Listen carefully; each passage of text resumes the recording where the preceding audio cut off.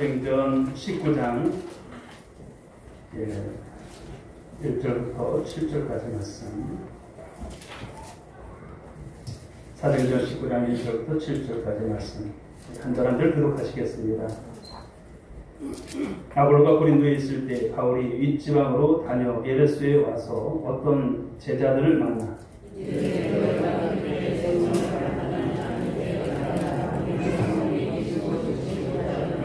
바울이 이르되 그러면 너희가 무슨 세례를 받았느냐? 대답하되 요한의 세례니라.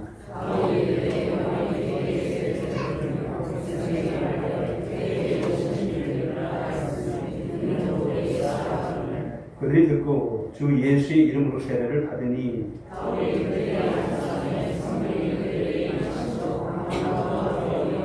함께 모두 12사람쯤 되니라. 아멘. 오늘 꼭 성령님 만나시기 바랍니다.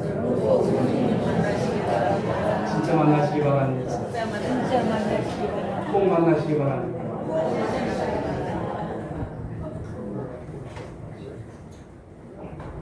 혹시 이런 분을 여러분 보신 적 있을까요?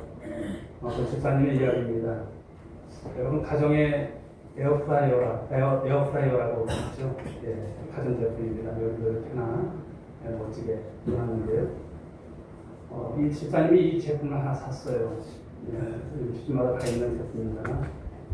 그런데 이분이 워낙 그 성격이 꼼꼼해가지고 이 가전제품의 포장을 뜯기도 전에 사용 설명서부터 정독을 하셨답니다. 그런데 그것도 그냥 대충 읽은 것이 아니라 온도별로 또 조리의 어떤 시간표를 손으로 옮겨 적고 요즘 보면 유튜브에도 참 많은 그런 어떤 영상들이 있습니다만 꼼꼼히 그것을 살펴봤다고 합니다. 또 에어프라이어로 이제 만들 수 있는 요리, 또 레시피 이런 것까지 꼼꼼하게 그렇게 정리를 하셨다고 하죠. 나중에는 온 동네에 소문이 났습니다. 이 집사님 하면 에어프라이어 박사님이 되신 거예요. 사람들이 궁금하면 에어프라이어가 이제 처음 나왔을 때니까 다 물어보는 것입니다. 몇 도에 몇 분 돌려야 되는 건지, 또 냉동식품은 어떻게 하는 것인지, 또 냉동만두는 어떻게 하는지, 뭐 이런 것까지 이제 물어보는 거예요. 근데 이 집사님은 막힘없으세요. 그때마다 다 대답을 해주셨습니다. 근데 몇 달이 지난 어느 날 그 집에 이제 실방을 가셨던 사모님께서 더 한쪽에 바로 완전히 포장지에 그냥 놓여있는 이 에어프라이어를 보게 되신 거죠. 포장 비닐도 뜯지 않은 채로 그냥 있습니다. 사모님께서 놀라서 물었어요. 집사님, 이거 한 번도 안 쓰셨어요? 왜 그냥 있어요? 물었어요. 집사님은 웃으면서 대답을 했습니다. 아유, 저는 이 가전제품에 대해서 에어프라이어에 대해서 모르는 게 없어요. 원리도 알고 방법도 알고 레시피도 전 다 알아요. 그러는 거예요. 사모님께서 다시 물었습니다. 그런데 왜 아는 건 많으신데 왜 안 쓰세요? 물었어요. 집사님께서 잠시 머뭇거리다가 이렇게 대답을 합니다. 그냥 아직 이것을 펴볼 용기가 나질 않았어요. 이렇게 대답을 하다는 것입니다. 여러분 옆에서 웃었지만 저는 이 이야기를 들으면서 가슴이 좀 철렁했습니다. 왜일까요? 왜냐하면 이것은 남의 이야기가 아니라 어쩌면 우리 신앙의 자화상이 아닐까, 신앙 쪽으로 한번 생각해보는 그런 모습이 아닐까, 그런 생각이 듭니다. 저와 여러분들이 여러분 예수님이 누구신지는 알아요. 그렇죠? 예수님에 대해서 다는 몰라도 그래도 어느 정도는 알고서 또 우리가 신앙생활을 하죠. 또 어떤 분들은 성경 구절도 많이 암송을 합니다. 교리도 알고 또 십자가와 부활에 대한 그래도 나름의 설명들을 할 수 있어요. 누가 물어보면 또 그것에 대해서 막힘없이 대답을 할 수 있고요. 또 처음 전도 나와서도 우리 권사님들이라든지 집사님들 보게 되면 벤치를 못하시려고 하는데 전도 나름대로 하세요. 여러분 전도가 어려운 것이 아니지 않습니까? 예수 믿으면 구원받습니다. 이 정도는 우리가 알고 있잖아요. 그런데 정작 우리 삶의 한쪽에는 아직도 뜯지도 않은 이 신앙이 놓여있다고 하는 것입니다. 머리로는 다 아는데 정작 그 믿음에 바로 전원 스위치 그것을 켜지도 못한 채 살아계신 하나님, 그 하나님은 그분의 능력과 그 인재를 경험하지 못하면서 정작 예수를 믿는다고 하면서도 그분이 어떤 분이신지 인격적인 만남이 없는 그런 모습으로 우리가 신앙생활을 하는 것은 아닐까라고 하는 생각이 드는 것입니다. 오늘 우리가 함께 읽은 이 사도행전 19장에는 바로 이런 사람들이 등장해요. 이런 사람들이. 에베소에서 바울을 만난 어떤 제자들이라고 나오고 있습니다. 그런데 이들에게 오늘 바울이 던진 그 질문, 오늘 우리 모두에게 똑같이 던져지는 질문이 아닐까요? 우리 사도행전 19장 2절 우리 상관절 한번 읽어보겠습니다. 시작. 너희가 믿을 때에 성령을 받았느냐? 아멘. 너희가 믿을 때 성령을 받았느냐? 오늘 저는 이 말씀을 통해서 여러분과 함께 나누고 싶은 한 가지 메시지, 그것은 다름 아닌 말씀의 제목입니다. 한번 보실까요? 이런 제목입니다. 네, 믿는 것과 체험하는 것은 같을까요? 다르다. 믿는 것과 체험하는 것은 다릅니다. 물론 여러분, 이 말은 여러분들이 믿음이 부족하다 그런 뜻이 아니에요. 믿음이 가짜다, 믿음이 그것밖에 안 돼, 이런 것이 아니에요. 우리가 붙잡고 있는 그 믿음이 혹시 머릿속으로는 알고 있는데, 머릿속 지식적으로는 알고 있는데 거기에 머문다는 것이죠. 아니면 살아계신 그 하나님과 실제적인 그 만남, 그 교제, 그것을 통해서 우리가 삶을 살아가고 있는지 여러분 자신들을 한번 진단해 보십시오. 이 무더운 여름 속에 우리가 많이 지칠 수 있고 그렇지만 여러분, 오늘도 주시는 이 말씀을 통해서 다시 한번 신앙을 새롭게 하시고, 우리가 예수 있는 사람으로서 삶 살아갈 때 지식적인 여러분 예수가 아니라 우리 삶으로서 예수, 그 성령님을 만난 여러분 신앙 가운데서 삶을 살아가는 우리 성도들이 될 수 있는 주님을 축복합니다. 자, 먼저 1절부터 3절까지의 말씀을 보면, 넘겨주시면, 열심은 있으나 알지 못하는 사람들에 대해서 우리 한번 살펴보고자 합니다. 자, 오늘 사도 바울이 전도 여정이 여러분 몇 차일까요? 아시는 분? 3차입니다. 3차. 우리 지난 우리 본문 속에서 18장 우리 3절에서 보게 되는, 얼마 있다가 떠나 갈릴리아와 부르기아 땅을 차례로 다니며 모든 제자를 복권하게 하니라. 여기 이제 사도 바울이 수리 안목을 떠나서 3차 선교 여행을 떠난 것입니다. 전도 여행을 떠난 것이죠. 그런 가운데서 오늘 어디에 도착합니까? 소아시아의 중심이라고 할 수 있는 에베소에 도착을 해요. 에베소. 그런데 거기서 말씀을 보면 어떤 제자들을 만나요. 그런데 여기서 이 제자라고 하는 단어에 우리가 주목해 볼 필요가 있습니다. 자, 이 사람들은요, 아무렇게나 사는 사람들이 아니에요. 나름대로 신앙생활에 열심히 있었던 사람들입니다.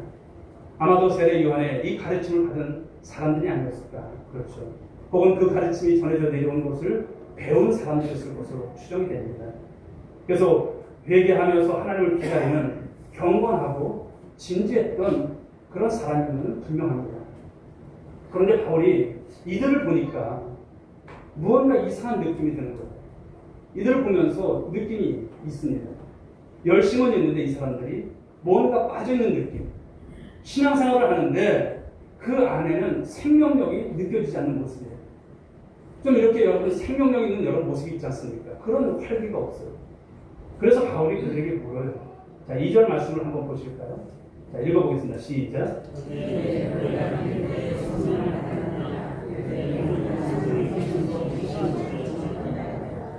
사도 바울이 물은 게 뭡니까? 너희가 믿을 때에 성령을 받았느냐? 이렇게 물으니까 그들에게서 돌아온 대답이 무엇입니까? 우리는 성령이 계심도 듣지 못했다라는 거예요. 아, 성령님이 계셨어요? 이러는 거예요. 여러분, 그러나 이 대답을 우리는 오해해서는 안 됩니다. 이들이 삼위일체 교리를 모른다는 뜻이 아닙니다.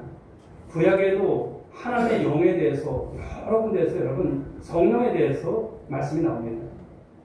근데 이들이 말하고자 했던 것은 예수 그리스도께서 오심으로 성령이 이 땅에 풍성하게 부어주셨다는 바로 그 복음의 완성된 소식, 그 소식을 이들은 아직 듣지 못했다는 것을 말씀하는 거예요.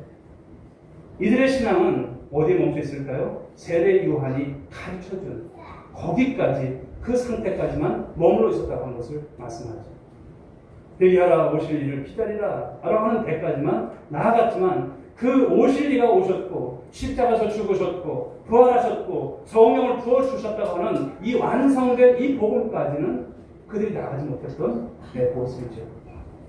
한마디로 이들이 믿고 있었던 신앙은 어떤 것입니까? 절반의 복음이었어요. 절반의 복음. 그것이 전부인 줄 알았던, 자신들이 알고 있었던 것이 전부인 줄 알고 살았던 사람들이었습니다. 여러분, 여기서 제가 여러분께 한번 여쭙고 싶습니다. 여러분의 신앙은 지금 어디까지 와 있을까요? 어디까지 와 있을까요? 물론 우리가 신앙의 연수, 또 신앙의 깊이 다 다를 수 있어요. 그런데 우리가 어디까지 와 있을까요? 우리는 흔히 이렇게 말을 하죠. 저는 착하게 살려고 참 노력합니다. 저는 죄 짓지 않으려고 애씁니다. 이런 말들을 합니다. 물론 여러분, 그런 마음들 참 귀해요.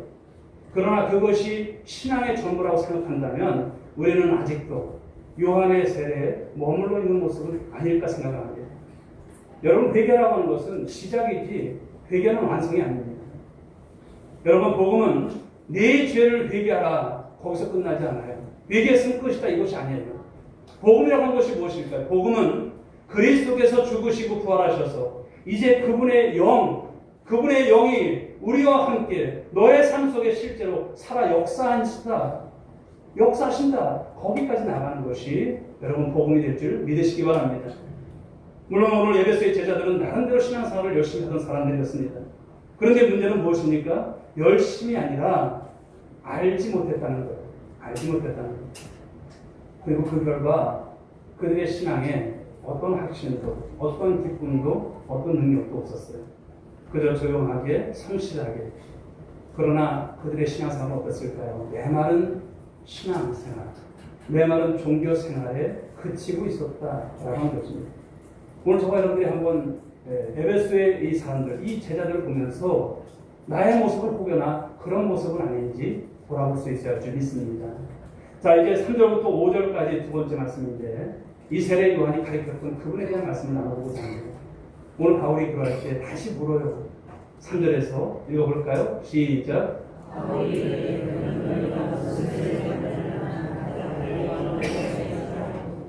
그러면 너희가 무슨 세례를 받았느냐? 사도 바울이 묻습니다.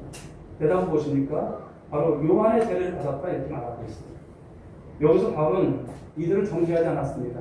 이들은 나무라지 않았습니다. 무시하지 않았습니다. 오히려 아주 따뜻하고 지혜롭게 이들이 이미 알고 있었던 것부터 시작해서 아직 모르고 있는 것으로 지금 그들을 이끌어가고 있습니다. 자, 4절 말씀을 보실까요? 읽어봅니다. 시작.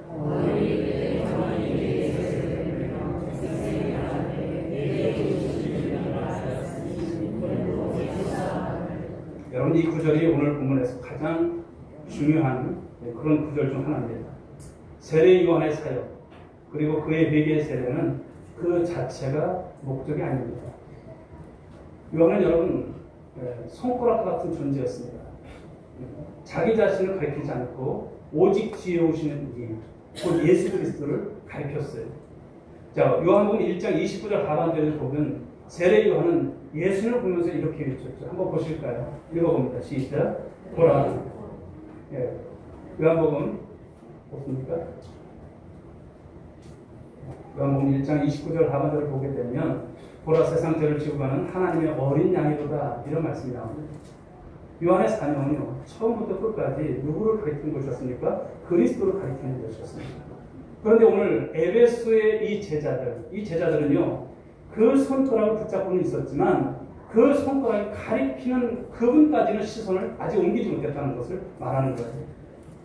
마치 여러분, 우리가 달을 보면서 그 달을 가리키는 손가락만 뚜렷해지게 쳐다봤지 정작 달을 보지 못한, 여러분, 이런 격이라고 하는 것을 말씀합니다.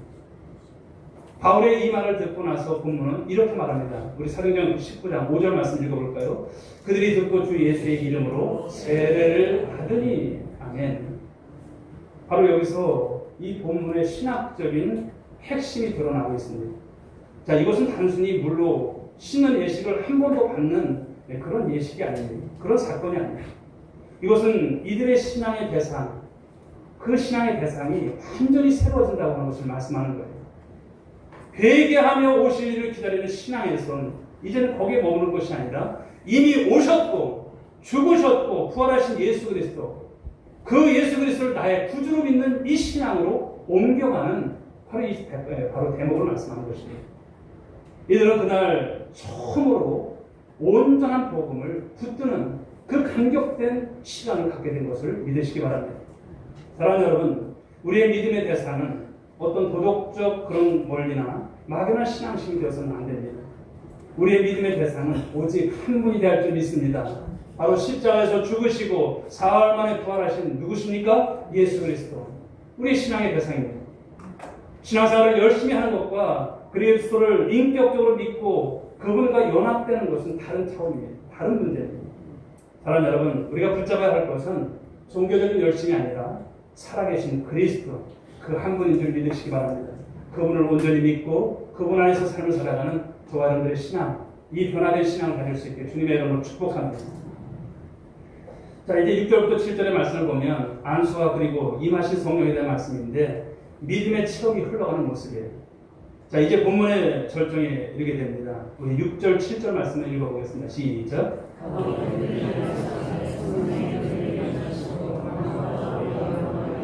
모두 12사람쯤 됩니다. 아멘. 저는 이 구절을 읽을 때마다 마음이 뜨거워져요. 여러분들은 그렇지 않습니까? 조금 전까지도 성령이 계신도 듣지 못했던 바로 에베소의 제자들, 그렇죠. 그런 사람들에게 성령께서 임하셨으니까 임하신 것입니다. 성령이 임하신 사건입니다. 즉 여러분, 이 사건이 어떤 것일까요? 이론이 체험되는 순간입니다. 지식이 삶이 되는 순간입니다. 즉 여러분, 뜯지도 않았던 바로 그 가전제품의 그 전원 스위치가 마침내 여러분 켜지는 순간인 거예요.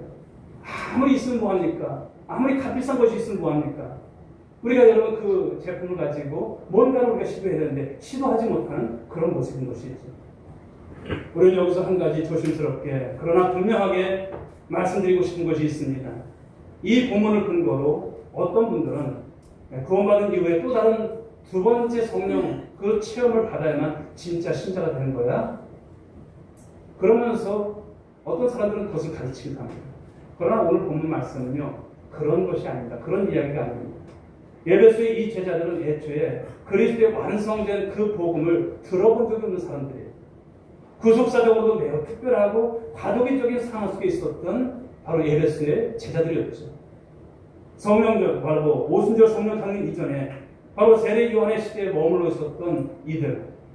그래서 이들에게는 온전한 이 복음을 듣고 믿는 것과 성령을 받는 것이 지금 어떻습니까? 동시에 이루어지는 이 특별한 방식으로 오늘 나타난 사건을 말씀하고 있습니다.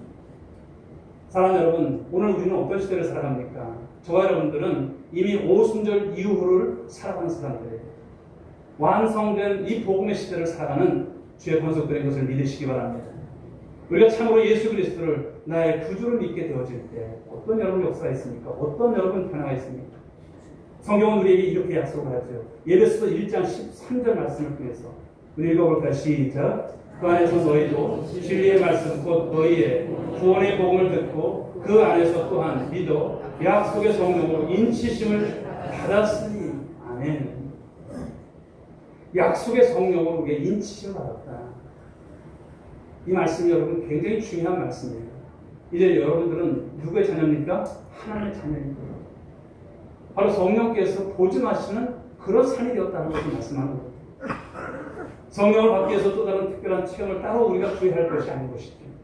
그리스도를 참으로 믿는 그 순간에 성령께서 이미 저와 여러분 가운데 여러분 들어와 계신 줄 믿으시기 바랍니다. 여러분 안에 누가 계십니까? 바로 성령께서 계십니다. 로마서는 그래서 이렇게 여러 말씀합니다. 로마서 8장 16절 말씀 읽어봅니다. 시작. 성령이 친히 우리의 영과 더불어 우리가 하나님의 자녀인 것을 증언하시나니. 아멘. 여러분들은 누구의 자녀입니까? 하나님의 자녀. 성령께서 친히 증언하신다 말씀하셨습니다. 그러면 오늘 본문이 저와 여러분에게 말하고자 하는 게 뭘까요? 그것은 두 번째, 이 성령 체험 받으라고 하는 것이 말씀이 아니에요. 우리 안에 이미 와 계신 그 성령, 그 성령님과 실제로 동행하며 살아가는 삶이 되어라, 이 말씀을 하시는 거예요. 성경이 그래서 이렇게 표현합니다. 에베소서 5장 18절 말씀 읽어봅니다. 술 취하지 말라. 이는 방탕한 것이니 오직 성령으로 충만함을 받으라. 아멘. 오직 성령으로 충만함을 받으라. 성령 충만하면서 삶을 살아가라. 이 말씀을 주시는 거예요. 여러분, 이 말씀은 우리에게 없는 것을 새로 받으라고 하는 것이 아니에요. 여러분 안에 이미 와 계신 성령이시지만 성령님으로 충만한 삶을 살아가는, 그분과 동행하는 삶을 살아가는, 바로 여러분 안에 계신 그 성령께 여러분의 삶의 자리를 더 많이 내어드릴 수 있는 삶이 되어야 된다, 이 말씀을 주시는 거예요. 이미 여러분 안에는 성령님이 계시지만 어떻습니까? 여러분 성령님을 여러분 그 보좌의 가운데 앉으셔야 될 그 성령께서 계시지 못하고 여러분들이 앉아 계시고 여러분들이 여러분 성령을 여러분 있는지도 모르는지도 모르는 그런 모습으로 살아가는 모습이 아닌 것을 말씀하는 거예요.